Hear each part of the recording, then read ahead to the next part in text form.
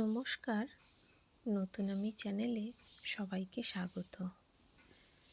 এই যে দেখতে পাচ্ছেন মাছ, শাকসবজি এগুলো সব আমার বাড়ি থেকে এসছে, মানে গ্রামের বাড়ি থেকে। গ্রামে যাদের বাড়ি তারা খুব ভালো করেই জানেন এই শীতের সময় গ্রামে অনেক রকম সবজি হয়, নিজেরাই চাষ করেন আর কি।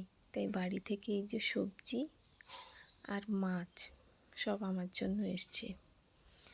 আসলে আজকে পৌষাষ্টমী, তো ওই পৌষাষ্টমীর টিকটাও ওই বাড়ি থেকে পাঠিয়েছে আমার একজন পরিচিত।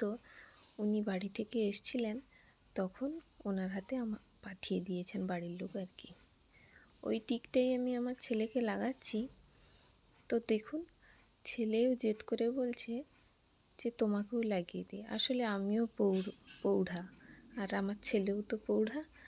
ওই জন্য আমার ছেলে বলছে তুমিও যখন পৌঢ়া তাহলে তুমি কেন টিক পরছো না? তো ও বলছে আমাকে দাও, আমি তোমায় টিকটা পরিয়ে দেবো। যে ঠিক আছে তাই দাও আর কি, নিজে নিজে তো আর পড়তে পারা যায় না। তাই ওই আমাকে আজকে পৌষাষ্টমীর টিকটা দিল।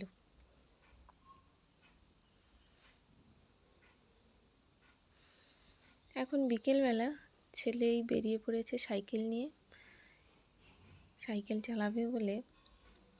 একটা কথা বলি, আমার ছেলে তো এখন অনেক ছোট। আমি আমার নিজের সাইকেল চালানোর কথা বলি। আমি অনেক দেরিতে সাইকেল শিখেছিলাম। আমার ছেলেকে দেখি আর ভাবি এইটুকু বয়স থেকেই সাইকেল চালানো শিখে গেছে ও।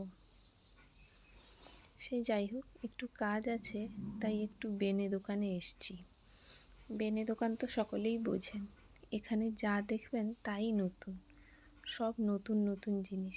আর জিনিস দেখেছেন কত জিনিস, এই যে মাটির কত সুন্দর সুন্দর ডিজাইন করা লক্ষ্মী ভাণ্ডার, এটা আর কি, এটা কিন্তু আমি জানি না, এটা নতুন দেখছি। কেউ জানলে আমাকে জানাবেন এটা কি কাজে লাগে। দেখতে বেশ ভালোই লাগছে। এই দেখুন আমার ছেলের কাণ্ড, একটা কালার করা প্রদীপ পেয়েছে, ব্যাস ওইটা ওকে নিতে হবে। আমাকে বলছে এইটা আমাকে এনে দাও।